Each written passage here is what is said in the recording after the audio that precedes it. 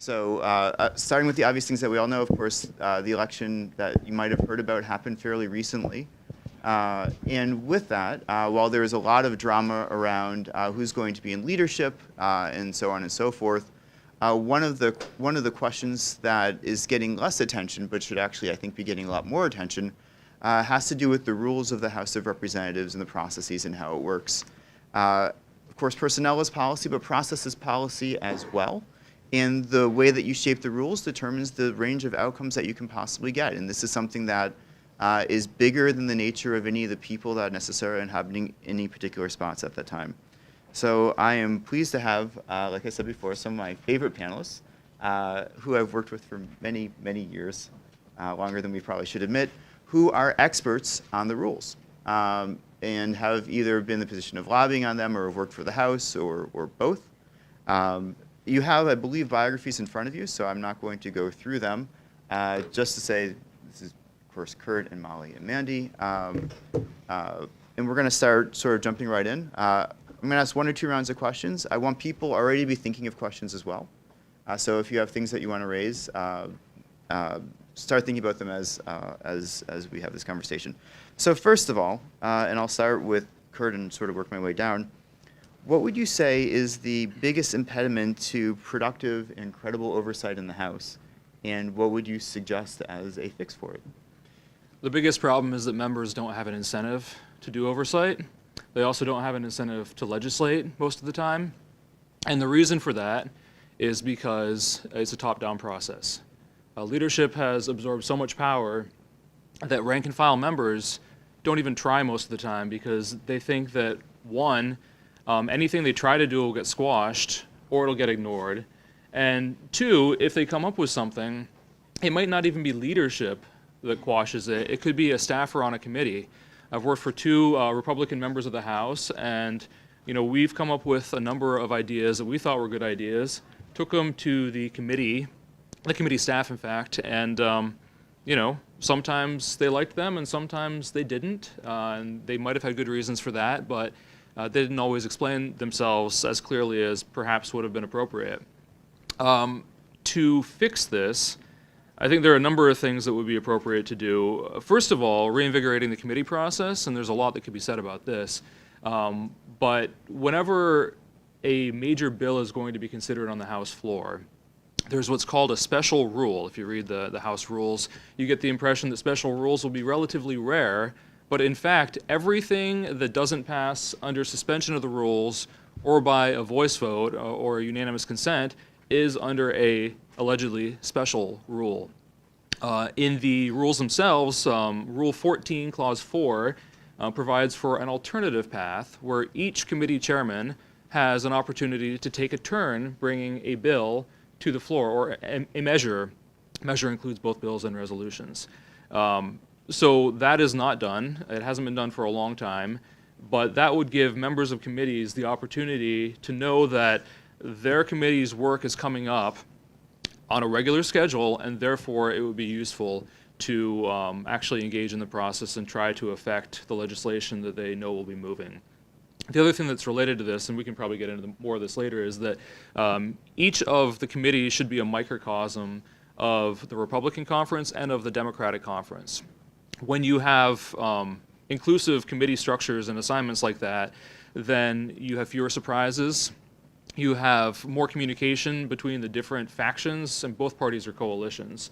And by being able to share that information across factions and across ideologies and regions and everything else, then you sort of harness that local knowledge that is really important for legislating appropriately.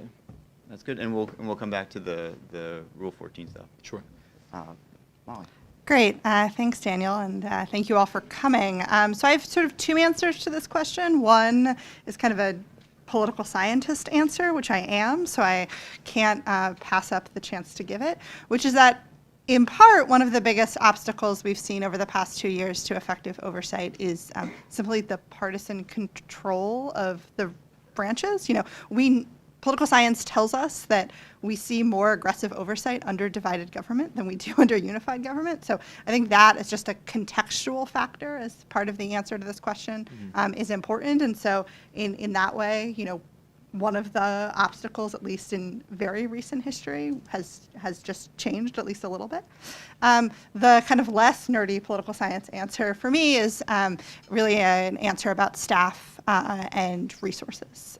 So one of the things that I do at Brookings is supervise our long-running Vital Statistics on Congress project, which has more data than I know what to do with on Congress. And one of the things that we've tracked over time is the number of committee staff on both the House and the Senate side, and we've seen that fall over time. And so to the degree that doing real effective oversight requires both sizable staffs and well-paid staffs that where people feel like they want to stick around and make a career of doing good public service work on the Hill, to the extent that that's changed over time, and then it's harder for offices to keep people for all kinds of sort of mundane reasons that are the same reasons anyone leaves any job. I think that as we think about what to change, it's really important to think broadly about what does it mean to get an effective workforce in place on the Hill to do the work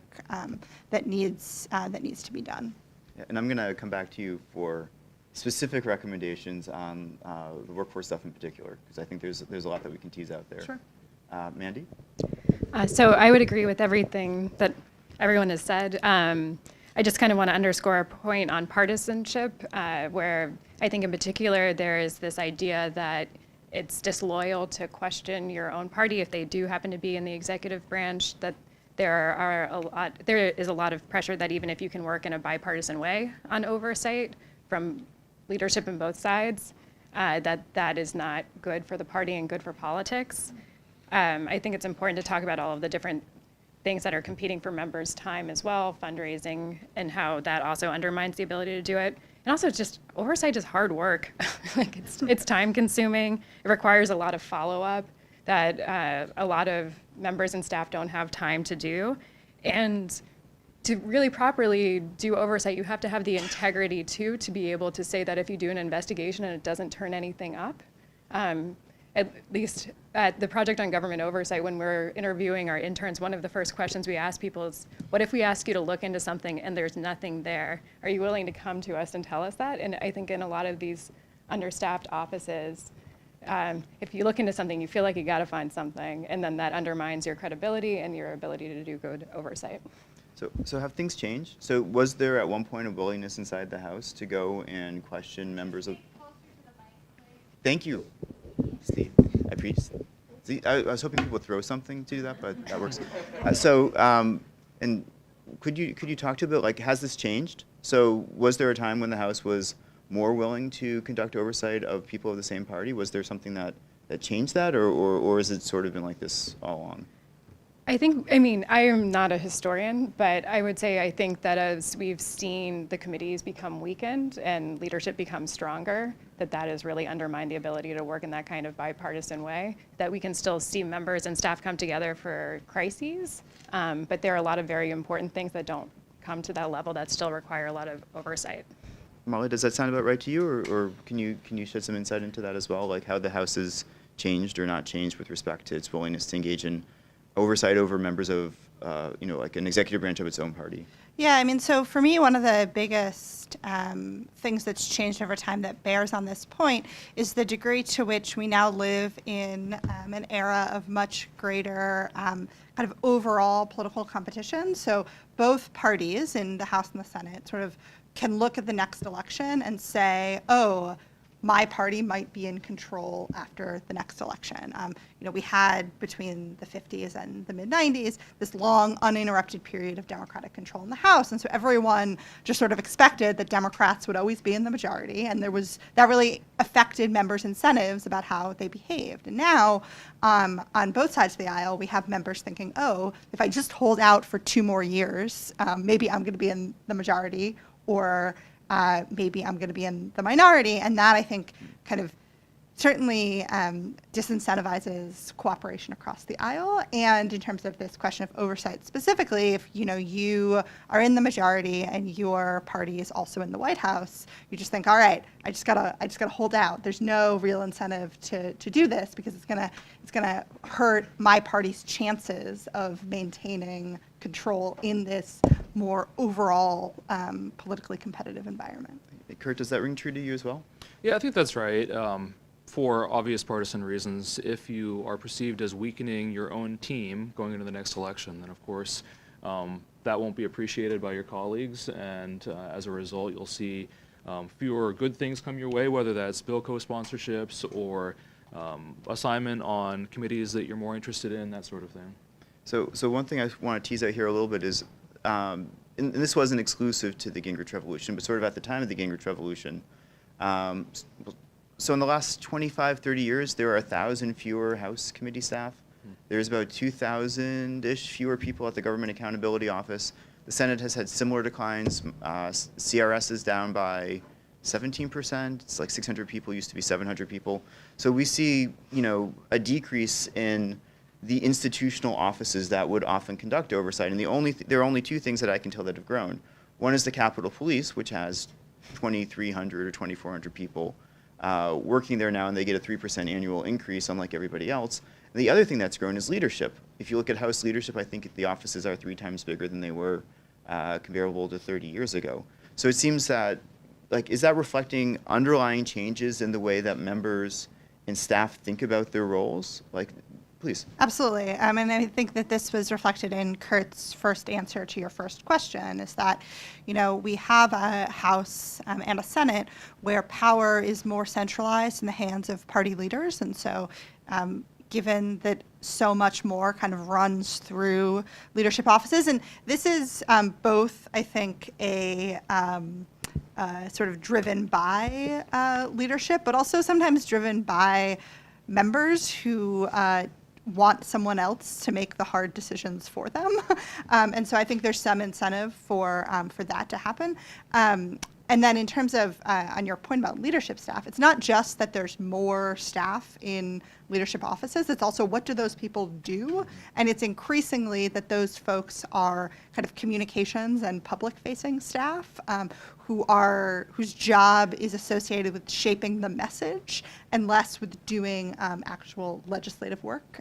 We also see that in member offices, an increasing share of members' staffs are in the states and districts and not in Washington, which again makes sense. If you work in a chamber where most of the policymaking decisions are not made by you, you're going to allocate your fixed resources in a way that makes it more likely that you win re-election, and that one way to do that is to have more caseworkers, more people on the ground in the district that you're from. Yeah, just as an example of that, the last House office I was in, I was the legislative director, and I had one legislative assistant.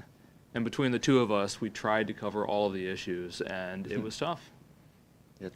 But I think to Molly's point that people want other people to make decisions for them, that's true, but they also want people to shield them from tough decisions. Just this week there was a vote on a rule, for another special rule, for considering some bill about the wolves. No, literally like wolves. And there was a section of this resolution that removed privilege under the War Powers Resolution for a resolution to cut off U.S. support for the Saudi-led coalition in Yemen. So members didn't have to vote on the actual question of our policy with respect to Yemen. They got to hide behind this rule that was crafted so they could say, well, I didn't really like that, but we really needed to do this wolf bill, which is a little absurd, but there it is. Yeah, and I think it was the only resolution like that for that week. So it was, yeah. It was designed in part to go and deprivilege the effort to get the War Powers Resolution to the fore. Sure. Yeah.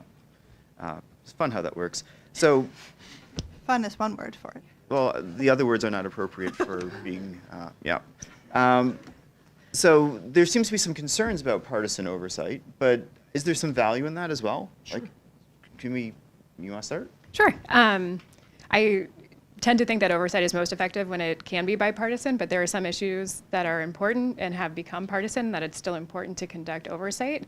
I think it becomes that much more important to make sure that anyone who's conducting that oversight is getting the facts straight, being fair, and especially depending on where that person sits and how much power they have to be a little bit more creative in how they bring their force to bear when the executive branch isn't being responsive to those oversight inquiries. So thinking about a press strategy, thinking about civil society, making sure that you're talking to whistleblowers so that you really are getting the ground truth on what's going on. So I think it's essential. Yeah, I mean, I think it's really important to just recognize that in our current environment, everything is a little bit partisan. That, you know, if we sort of aspire to some sort of ideal that removes all politics and all partisan politics, what we're talking about, we're never going to get anywhere. And so figuring out, as Mandy said, you know, given the partisan makeup of a particular issue, of a particular coalition, what does that mean for how the oversight proceeds, I think is really important. But I do think just kind of having a common baseline assumption that everything is partisan or is going to become partisan is important. Yeah, I think partisan oversight is necessary sometimes. I mean, we wouldn't have gotten the information that we did last Congress, or the last couple of Congresses, about the IRS targeting of Tea Party groups if there were not partisan oversight, right? At the same time, if you partisanize or make partisan things that you could work in a bipartisan fashion on, then sometimes you polarize both sides dig in, and you don't necessarily get the results that you want. And so it's a judgment call about in what cases it makes sense to pursue partisan oversight and in which cases it might be more effective to go a different route. So, and just to dig on this a little bit more, and then we're going to go to questions from folks. So sort of flipping this on its head a little bit, when you have bipartisan oversight, or sometimes you get sort of a bipartisan consensus. Mm-hmm. So like when you look at the work that HPSI does, HPSI has a bipartisan consensus where there's concerns about it being captured by the perspective of the intelligence community, for example. And you see this on like commerce and, you know, like everyone sort of, you know, the regulators they get Stockholm syndrome, like they become like they get the perspective of the regulated. Is there value in having some sort of mechanisms to break this up a bit? So either exposing some of the conflicts of interest that people could have, or addressing like the pipeline of staffers from the member offices to going and work for the entities that they oversee. Like, is this a problem that we need to be looking at? Sure. Like I said in my opening remarks, I think having committees that reflect the conference is really important. You can't really make this mechanical. There's no algorithm you can do. But if you had leadership that was bought into this idea, and you know, who knows if that's possible, but you wouldn't just put the most pro-intelligence community people on Intel. It would be a representation of the committee. You would have some civil liberties people, you'd have some people that are very keen on what the intelligence community does, but it would be a reflection of what the underlying conference looks like. And I think there's also a lot of infrastructure things that we could look at that would improve the ability of non-members of committees to know what's going on in the jurisdiction of committees. When you get right down to it, the point of oversight, in my view, is primarily about cultivating the statutory body of law and ensuring that the executive branch is faithfully executing that, right? But it's hard to know what the law is because of the way that some of the subject matters are organized. I won't go into the whole positive law and uncodified and codified parts of the U.S. Code, but you all should look that up.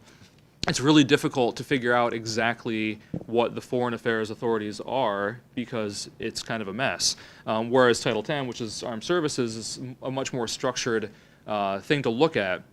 And so there's sort of a mystique that the committees have of their specialized expertise, and it's really hard for someone who's not on the committee, not attending all the hearings, and not spending all their time there to break into that. And so I think there's things like positive law codification that would help make it easier for outside members to know. And there was a rule change that I worked on when I worked for Congressman Amash that requires what are called readable Ramsayers. So in other words, if a bill that's reported by a committee would change underlying law, those provisions that would be affected have to be reprinted in full, showing the changes, you know, the way that 48 states do with, you know, insertions and omissions clearly shown in there.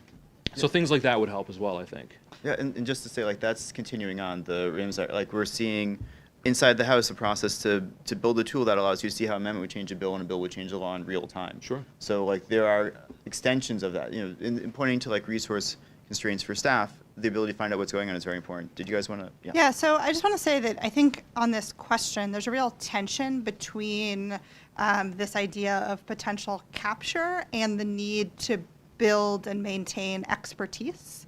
And that I think in certain situations, concerns about capture and staff pipelines and that sort of thing are real.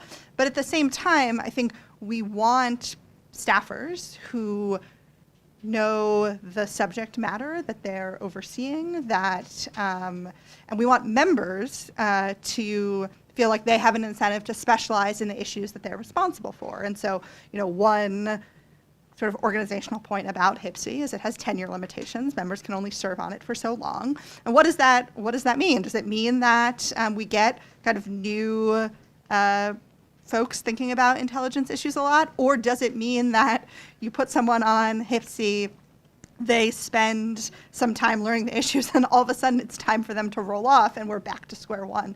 And so for me, as someone who I think thinks and cares a lot about making sure that members and staff have the knowledge and the expertise they need to do the work well, this I think is an issue that can be in tension with that goal. Mm-hmm. Well, and then in the intelligence example, we would like to see designees for those members who have the adequate clearances so that they can represent the interests of those members. And both on that committee, on a lot of committees where you see clearance issues where personal office staff aren't able to pursue subjects that are of interest to the member. So it's making sure that staffers have the access and tools that they need to conduct oversight as well. Could you just expand on that like a little bit? So what's the problem? So the problem is that personal office staff in the House, the highest their clearance goes is a top secret. And we've even heard of instances too where staffers are waiting 3 years to be able to get that clearance.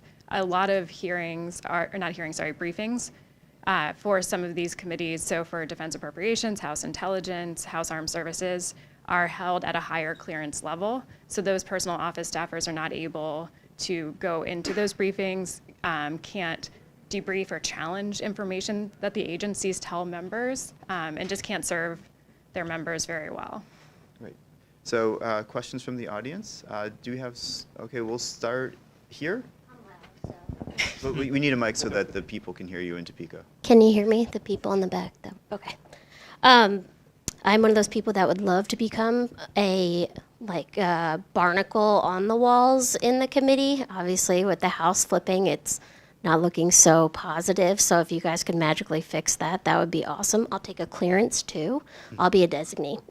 But given the partisan nature of investigations, one of the questions that I always have for oversight is, who is it that ultimately determines, oh, this is just some partisan nonsense, or this is actually an issue to look into? And the last speaker said that GAO and the IGs, when they get these requests, will sometimes, it seems like he said they were making that decision of, okay, this is a legit question, a legit inquiry, or this is just nonsense. So I guess who ultimately should have that decision to say, yes, this is an actual issue versus this is just partisan for the newspaper headlines? So as I'm hearing, so who should decide what investigations to pursue? I mean, I think it's inherently subjective. If the members that are involved and their staff think that it's something that should be focused on in whatever way they want to, plus the media, plus interaction with advocacy groups and think tanks, there's not a simple answer because there's a whole ecosystem of policy thought, right? And to your first point about wanting to be a barnacle on the walls of committees, there's obviously a lot of Republican staffers from the House that are looking for jobs. So if you happen to be of an organization that wants to be more bipartisan but don't have enough Republicans, now is a great time for you. It's a buyer's market. Do you guys want to add on to this, or? I mean, I think one thing to keep in mind in relation to your question is what kind of oversight activity are we talking about? And are we talking about hearings, which have a different purpose than sending a letter and that sort of thing. And so I think it's not just what topics get investigated, it's what tools that are available to members and their personal staffs and committee staffs to pursue that oversight. And that can obviously, you have different tools in your toolbox, and you use different ones to pursue different kinds of oversight. And again, the more that you've done your homework, the more that you can show that it's a legitimate subject of inquiry. So if it's a response to one press article versus we saw a press article, we started calling people in the agency, we started to talk to whistleblowers, that becomes a more formidable threat to the agency because they know you've done your homework. Sir? Hi, I'm Kevin Mulshine. I worked on Capitol Hill for 20 years and last as the Inspector General for the Architect of the Capitol. And I can remember a time when the Office of Technology Assessment existed to do the kinds of things that you're talking about. I'm humbly suggesting that maybe the title of this should be Resourcing the House for Oversight. Because year over year, the House has cut its staff by 5% each year. And that's why there's so few personnel there who are skilled enough to do oversight of these huge government agencies. That's right. I mean, funding for the House is down 10% since 2010, somewhere in that ballpark. On the Office of Technology Assessment point, just very briefly, this was the technology arm that Congress had for a little bit more than 20 years. They provide like year-long assessments of major questions around how technology works. They bring in experts. So CRS does like these short sort of summary reports. GAO does investigations of waste, fraud, and abuse. This was sort of the technology arm of Congress. So how does encryption work, or what's the future of telecommunications? That's what these folks would look at. And just sort of contextually, in the last Congress, a study was commissioned to go and assess bringing back the Office of Technology Assessment, whether to go and stick it inside GAO, which has sort of a little technology assessment component, or to go and bring back OTA as its own entity. The request that Ledge Branch Appropriators got more than any other request from the Democratic side was to go and refund to basically create OTA again. So it seems that there is definitely a move in that particular direction with respect to the Office of Technology Assessment. And we've seen, I think Hoyer gave a speech where he talked about this as well. So there are members, a lot of members that are doing this, and there's a new initiative that Zach Graves at the Lincoln Network called Future Congress is pushing specifically on the OTA question. Sorry, I had to do it. So. No, I mean, I totally agree that we could have just called this panel Resourcing the Congress for Oversight, because as I said at the top, for me, that's kind of the number one issue is, does Congress have the resources, both in terms of staff and money to pay those staff and money for those staff to use to do the work, that it needs to actually act responsibly as an institutional actor in the separation of power system. So we're going to go to more questions, but I just want to follow up on one thing that... Well, just to comment, you used the phrase something like very large government agencies, and that's another salient point. I mean, the current Congress would have plenty of resources for conducting oversight of a government that was the size and scope that it might have been 120 years ago, right? But because we have this massive complexity, very large spending, that makes it hard to conduct oversight. And so maybe thinking, well, why don't we tailor our congressional oversight to the existing bureaucracy? What if we could simplify the bureaucracy? I mean, we're in the same building with, what is it? Public service. No, but we're in the same building with the Overseas Private Investment Yes. Corporation. Some people are skeptical of that organization. And so that's another way of getting at this question of adequate oversight, reducing the size of the mission set. So there was all the way in the back in the red shirt. Thank you. Rachel Oswald, reporter with Congressional Quarterly. Last night, the House Rules Committee Democrats released their draft proposal rules package. I don't know if you all have had a chance to review it and have thoughts, but I'm looking at Section 2 specifically, restore the legislative process. They do recommend having a select committee to improve the operation of Congress, and that every bill that comes to the floor have gone through a regular markup process. But anything else? Were these were these proposals kind of in line with what you were expecting? Were they disappointing? Was anything good? You want to start? There are some things that are very exciting in those proposals. There's some stuff that I'd like to see some additional details on. For the select committee and going through markups, I think that is for the good, making sure that members are there and understand the legislation that they're passing. And there's some great language also on providing support on working with whistleblowers as well. Waiting for more details, particularly in looking at different kinds of undue influence and seeing what kind of disclosure rules there are going to be for witnesses, for outside fellows who are employed, and again, just seeing if we're going to be properly resourcing staff. I'm a little anxious potentially about some language where it seems like there might be opportunities to deconflict some of the committee jurisdiction. I like oversight a lot, so the idea of more eyes on something is comforting to me. So that's just something that I'm considering. Yeah, I'll say just generally, a lot of the discussion that we've seen around the development of the new House Rules package by the Democrats reflects what's clearly a broader conflict in the House Democratic Caucus about some rank and file members feeling like they don't have enough influence and that power is too closely held in the hands of leaders. And so on kind of the point about regular markups, one kind of avenue that folks have been pursuing is to say that, okay, if we want to have more opportunities for influence from rank and file members, we need to empower the committees, as Kurt was saying at the top. And one way to do that is to say things have to have gone through regular markup before and come to the floor. So in kind of that specific example, you asked if that was surprising to me. It makes sense given this broader conversation that particularly House Democrats are having about where is the power in their caucus and how do they figure out how to balance the need to have leadership who can kind of guide the caucus through these 2 years of divided government with the interest from some rank and file members in having more influence over the process. Well, I'm apparently the only one up here who hasn't looked at this package yet, but I will say it's great that they're putting it out there. It should be the case that the rules that structure our decision-making process in this country should be public. I think it's commendable that they've released something so soon. Typically, things don't really come out until late in December, immediately before the new Congress starts.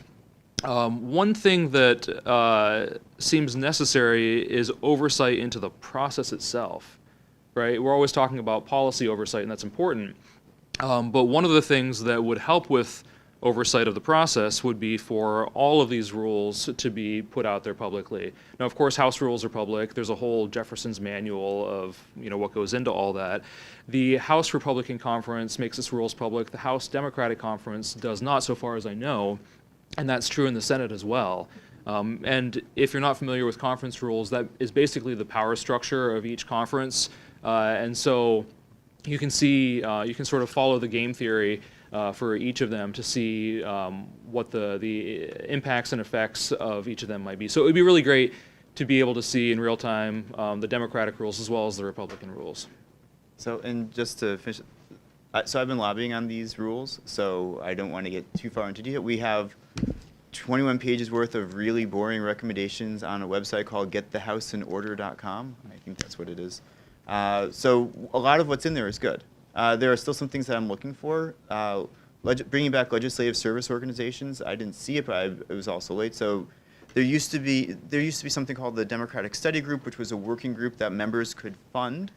And what it would do is, if you had affinities for a particular issue area, you could come together sort of the way caucuses are, but it would actually be funded, and you would get official space to do this. And the consequence of that is that if you had a bunch of people who really care about war powers, and the relevant committee jurisdiction doesn't care about it because you've got a bad chair or something, you can still come together and work on these issues. So having members, I mean, in theory, the committees are this, but as a practical matter, committees reflect history and the sort of the norms inside the institution. So having some sort of way for folks to be able to sort of self-identify interest and address it is something that's very important. And of course, since Mandy and I have been working on a lot of these things, like obviously I agree on like the whistleblower office and a whole bunch of the other things that we're looking to see in there as well. You know, just to Molly, and just very quickly to Molly's point, the contested leadership fight is helping to draw forth and create this process where you're seeing more changes in the rules. And you don't, when there's alternations in the House, you see significant changes. In the sort of interregnums, so I lobbied on House rules changes for the last decade, and I got like 8 or something. So I got some, but the range of changes is significantly less. You can get small stuff. You can't get these big system. So this is, for the Democrats being in control, this is the big bang, right? This is what's going to set it for as long, most likely, as the Democrats control the House. So the debate that's happening here is good.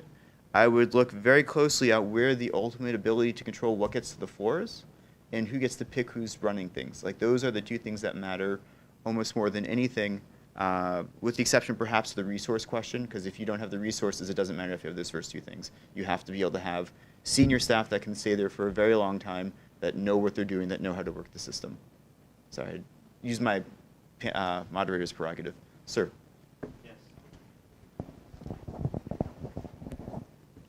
Thanks. I'm Jackson Eaton. One of the dynamics that people seem to expect in a Democratic-led House is, on the one hand, these incoming Democratic-led committees that are sort of eager, now that the shackles are off, to conduct aggressive oversight of the administration.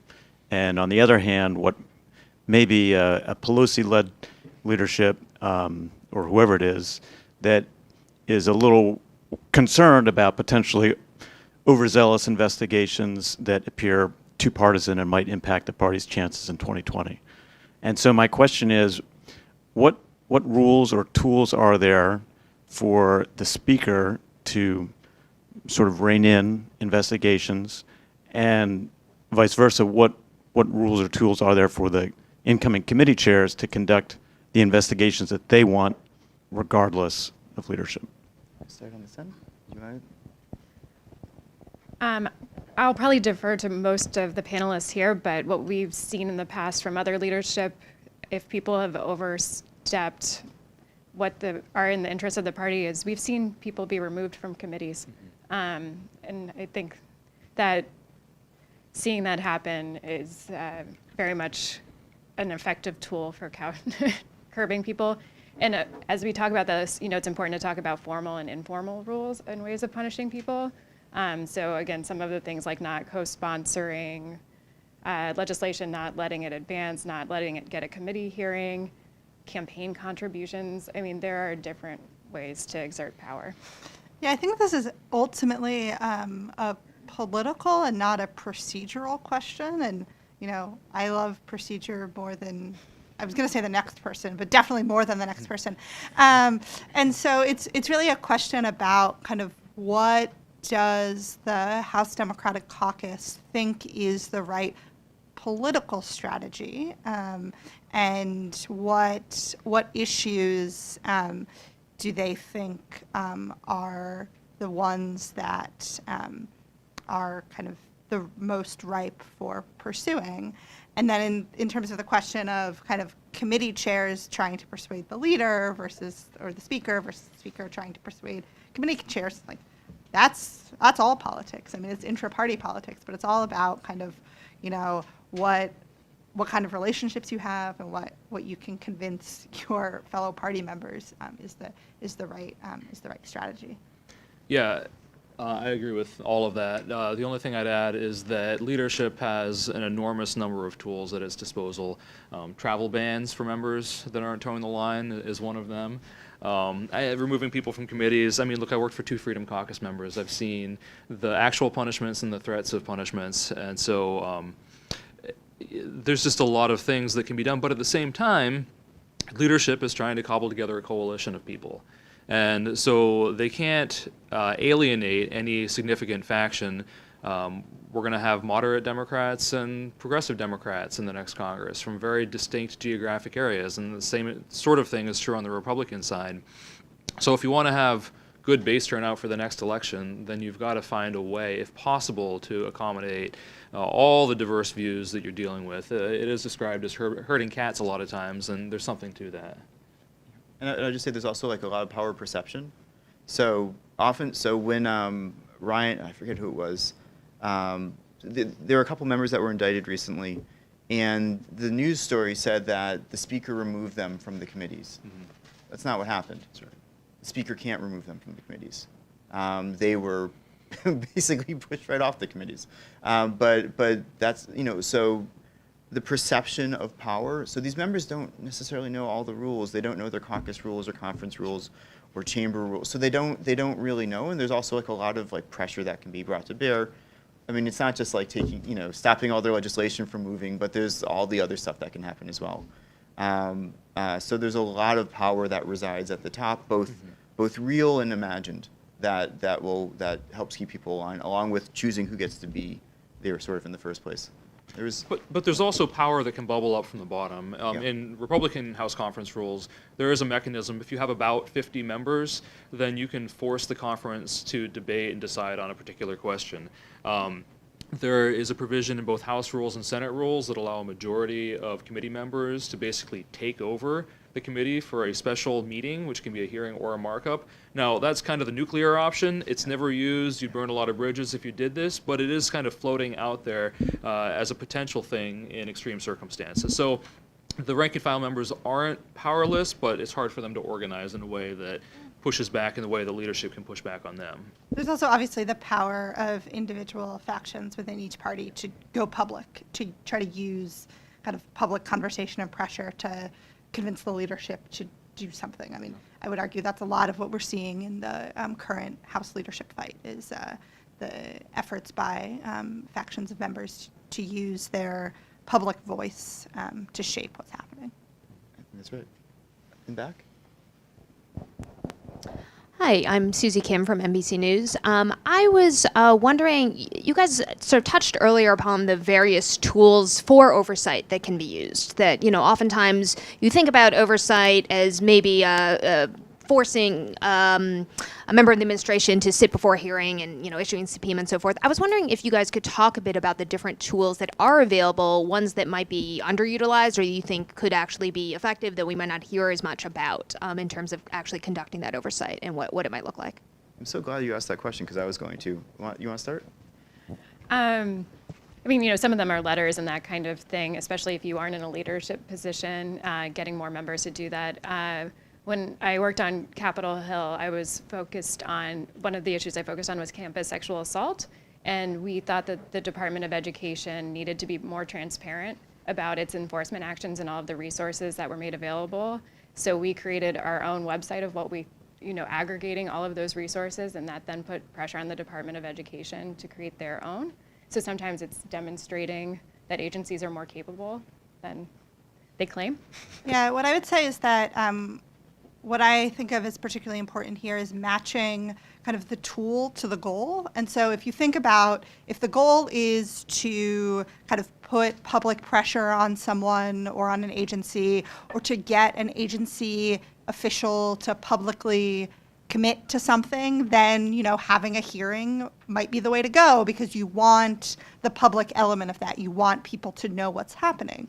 But if the goal is more about getting information, then maybe a letter and if you don't get a response to your letter, kind of escalating it from there is a more appropriate task. And so that I think will be really important to keep in mind as, we start from this point now where Democrats have said oversight, and so they've started to create a set of expectations about what we're going to see. And I think it's important to remember that even if they're doing it well, not all of it is going to be big, splashy, 11-hour hearings with cabinet secretaries that are nationally televised, that sort of thing. Well, it's not just an inside the chamber issue, right? I mean, you're a reporter, and sometimes things that need oversight but don't seem particularly attractive for members to deal with get a lot more attractive once it starts getting in the press and they can get their names in the press, right? But that's not the only thing. There are, you can engage public interest law firms. There are a number of those. There are think tanks that just love to investigate things. You can go to GAO. You can do hearings, but you can also do ad hoc hearings. So maybe there's a subject where there's 50 members that are interested in it, but the relevant chairs are not. And so you can pull something together. It's almost like a briefing, but it's open to the public, and it looks a lot like a hearing. There's just an enormous number of tools. The question is, as Molly said, what's the appropriate one for what you want to do? How do you get attention on it, and how do you leverage it for what you're ultimately trying to seek? So two things I didn't hear mentioned yet. One is the appropriations process, which is a tremendously powerful tool. Yep. And the other is the one that is the front page of all the time, where people are talking about subpoenas, which, my limited experience is like that's the last step. Like, you don't start with that. Yeah, so I'll just say something on the appropriations process specifically, which is that it's an enormously important part of the oversight process. And I think particularly in an environment where often we think that basically appropriations bills are the only thing that reliably move every year. And so if you know that there's actually going to be floor time spent on those bills, and you know that they're going to go through the development process, and there's a strong historical norm of bringing agency officials up to testify about their budget requests, then that's a great and really important opportunity. And it just speaks to, more generally, this idea that we should think about oversight quite broadly. It's not just about kind of the flashy hearing or the subpoena. It's about all kinds of ways that Congress can and should be using its power to get information from the executive branch. One more tool. Oh, sorry. One more tool I'm embarrassed to have forgotten is the Congressional Research Service as well. The Government Accountability Office is amazing, but they take a little while to be able to do their work in most cases. And especially for congressional staffers who are in the room sometimes, if you are concerned that your request for information will be considered to be partisan, a request coming from CRS, they tend to be the experts who have relationships with the agency and that kind of credibility, and they can help with getting that kind of information. Yeah, so the appropriations process is undeniably an important part of oversight, but it shouldn't be as important as it is. We don't authorize programs or reauthorize programs nearly as much as we should. If you look at the state and foreign operations appropriations bill, for example, only 2% of that spending is currently authorized. 2%. Administration of Foreign Affairs, which is, the diplomats, hasn't been authorized since 2004, I think. That's outrageous. So why don't members on the Foreign Affairs Committee in the House and the Foreign Relations Committee in the Senate have the ability to reauthorize these programs? Now, there's a lot you could go into there, but part of it is there isn't that much of an incentive. These programs carry on, and the appropriations process keeps funding them. And yes, the Appropriations Committee can do some oversight, but the real locus of oversight for these programs should be in the Authorizing Committee. So we've got to figure out how to reinvigorate the authorizing process. Some have talked about merging authorizations and appropriations, so there isn't an independent Appropriations Committee. There are lots of things you could talk about, but the appropriators will come back and they'll say, look, it is not our job to go through and make substantial policy changes in these program areas. It's the Authorizing Committee's job. And they're right, but the authorizing process isn't working. So what do we do about that? That's something we really have to get back on track if we're going to have appropriate oversight and, again, cultivation of that statutory body of law that guides all of the programs that the federal government has. Thank you. And just one more thing on that, and I'll let you follow up. So Congress also engages a lot of, I call it meta oversight. That's not really a good phrase for it, but so FOIA is an example of this. The requirements that all agencies have congressional budget justifications when they ask for money. There's pending legislation. There's the Data Act, which is federal spending reporting legislation. That having independent sources or regular sources of reporting streams to Congress there are thousands of reports that are required to come in each year. To know which ones are required to come to your committee and to have them and to look at them over time. Like those kinds of, and being able to look back historically, looking at those patterns of behavior is incredibly valuable, but it requires staff who know what to look for. But if you have that and the other sort of these meta efforts to enhance oversight can make a significant difference in terms of like staff's ability to conduct it. So, and you had a follow-up.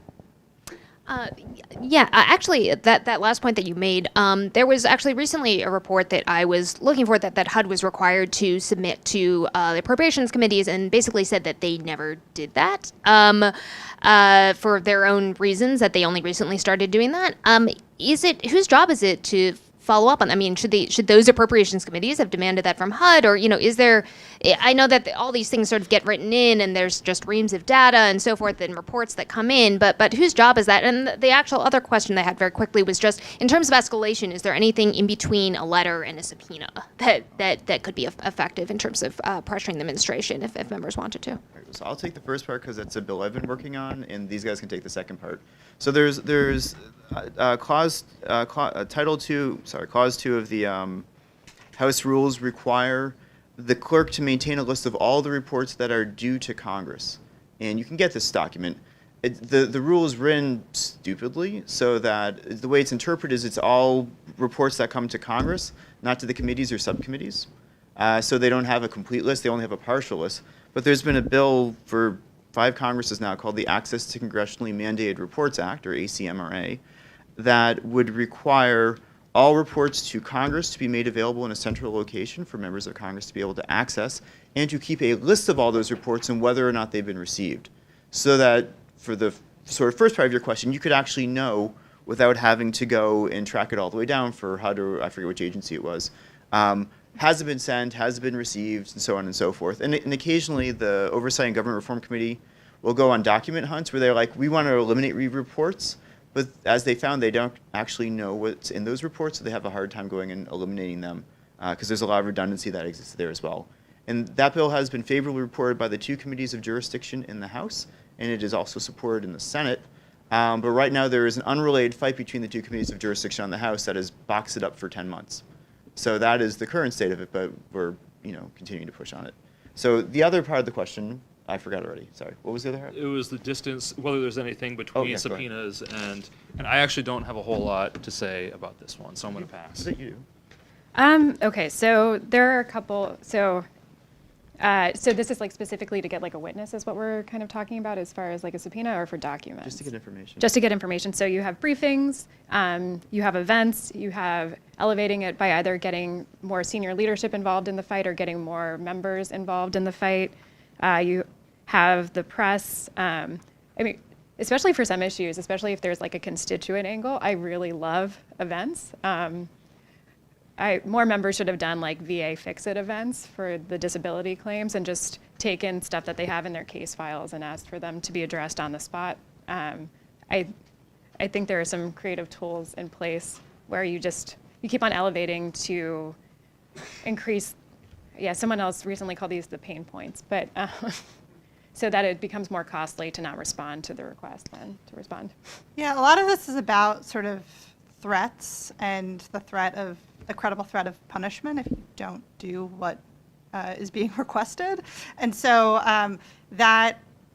that kind of overall environment, I think, shapes these information requests. And so it could be that, you write the letter, and then when you don't get a response to the letter, you say, oh, if you don't give me a response, I'm going to start pursuing getting a subpoena, and then hope that stops short of actually having to issue the subpoena. So it's a very, I think a lot of it is often about kind of negotiation. And then the question is, how far do you push it if you don't get a response? Oh, and holding nominations. Yes. Yes. Oh, so that's actually generally an important point. The idea of using other sources of leverage that aren't directly related to the specific fight that you're having to try and get that specific fight resolved. And there's always the reach out and touch someone, like you find someone in the middle of the bureaucracy and you just call them like at their desk, or you pop by, like that works.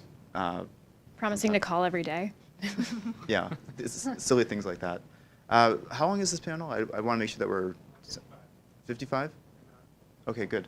Shanna, in the front. Shanna Devine with Public Citizen. Thank you for this panel. I wanted to ask what some oversight topics are in past Congresses or historically that have enjoyed bipartisan support that the House should be looking toward next Congress. Okay. Do you want to start? Sure. some of the more nuts and bolts aspects of what the government does. Permitting is one issue that people have talked about. Both sides want to improve our transportation infrastructure, and so there is some frustration and some bipartisan oversight that's happened as to how we can speed that along, not only to get benefits to people more quickly in terms of better infrastructure, but also to reduce the costs. Once you set up a team and have it in place and financing everything, you have to pay them from the time they're set up until the time you actually get to start doing the project. So there's a lot of embedded costs that happen when you delay projects. Federal IT is another one that has been looked at quite a bit. It's a sprawling mess. Most members of Congress don't have a lot of background in that, but there has been some pretty good effort in the Oversight and Government Reform to look at that pretty closely. Yeah, I mean, I guess a lot of it is sort of the nuts and bolts of governance rather than, big political issues. So it might not be breaking through into the news cycle as much as some other things that are a little more, if it bleeds, it leads type things.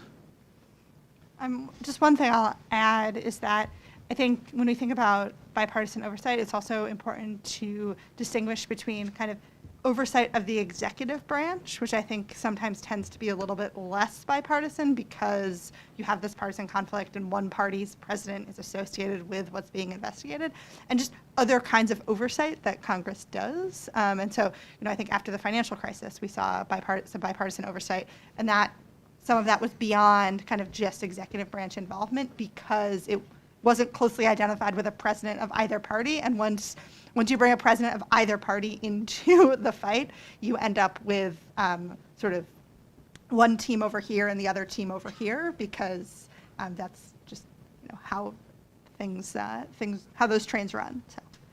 Yeah, and I think we've also seen in some cases bipartisan collaboration on hurricane recovery, seeing if that money is being spent well, going to where it should be going. That's obviously a very ripe place for oversight, and making sure that we're properly tracking that information. The VA is always going to be something that I think there is bipartisan consensus that we want to make sure that that body is responsive.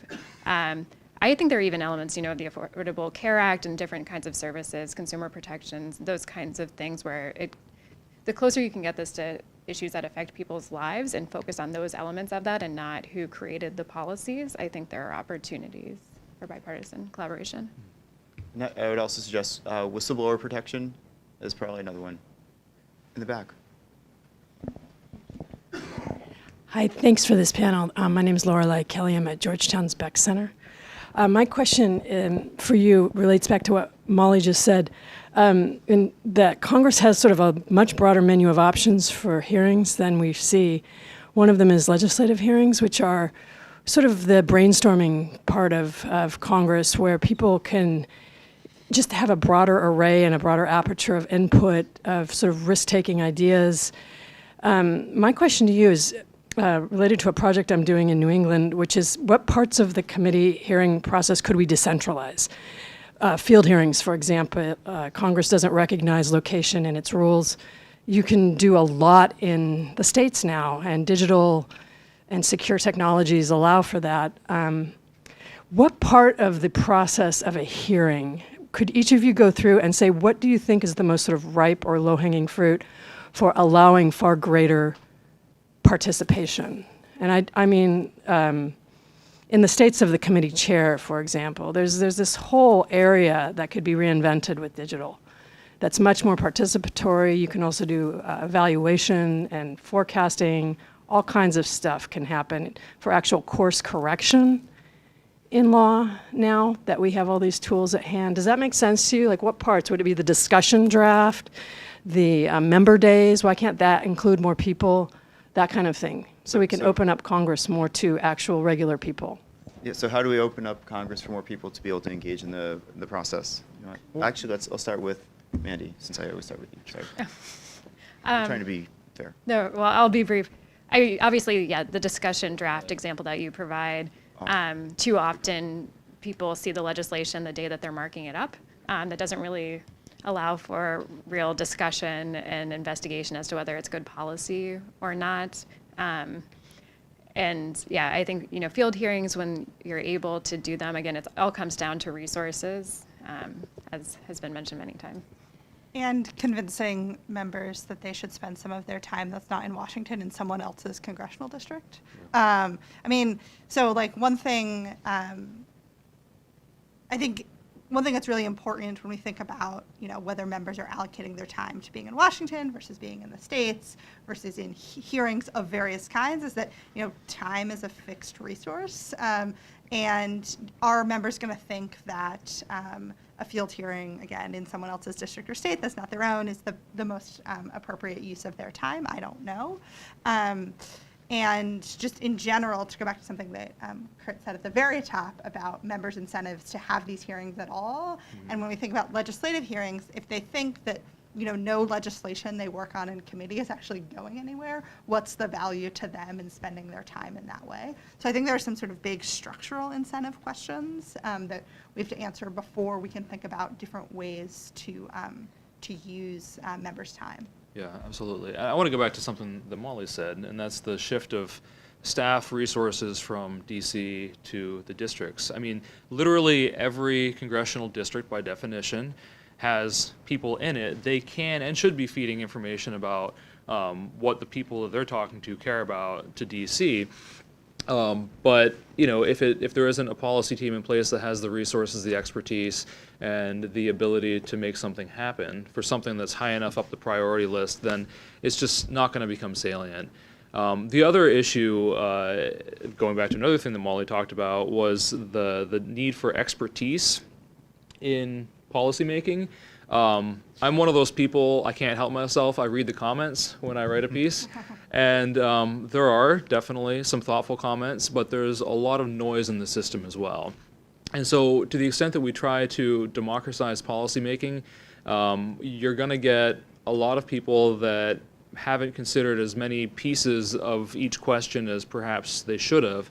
One of the jobs of legislators isn't just to represent the views of the people that are in their constituency, but it's also to, I think this is in the Federalist Papers, to refine and enlarge the views, to consider the different angles of policy questions and try to harmonize them with each other. So I'm very open to expanding the dialogue, but there's a cost benefit. Like, how much is worth doing? How much distracts you from other things that you could be doing with your time? There are a lot of academics and industry leaders and people in advocacy groups that I've drawn on when I've been a congressional staffer. But those are people that represent a broader community, but have also thought more about how this fits in with other priorities as well. So I don't know if that's a satisfactory answer. It's just hard to do. So just.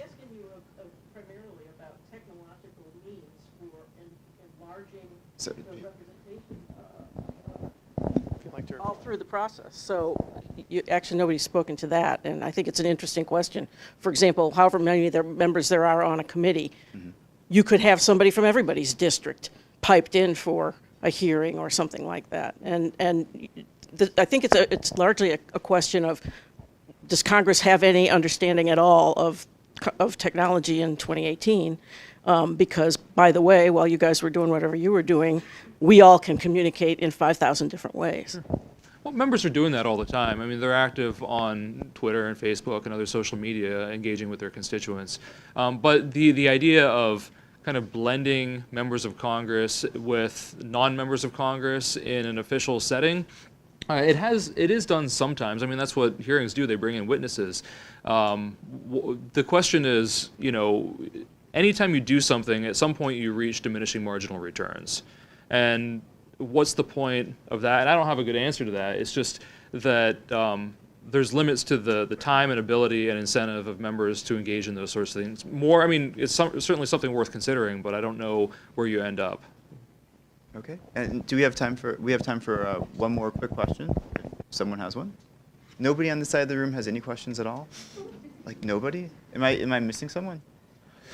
Okay. Well, in that case.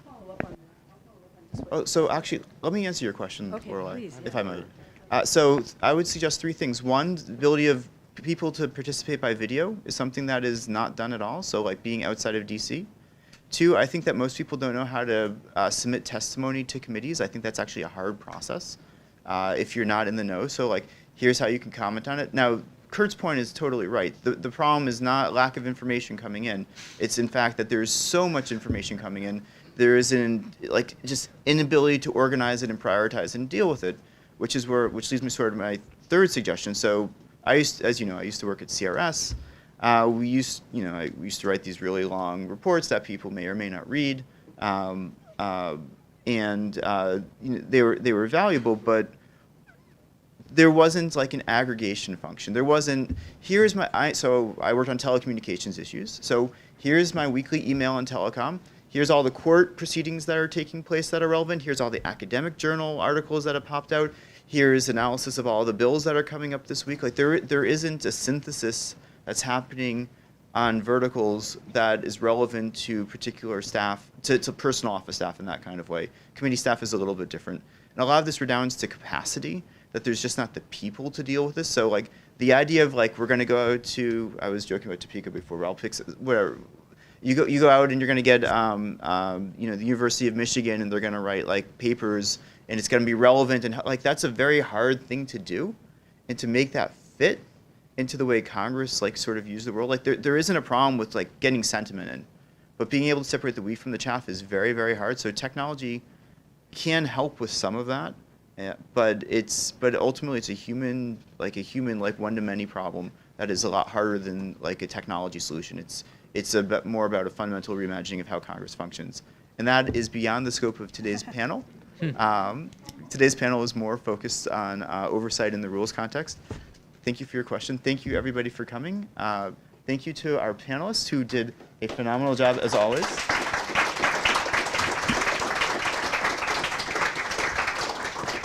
And we'll see you all around. Thank you.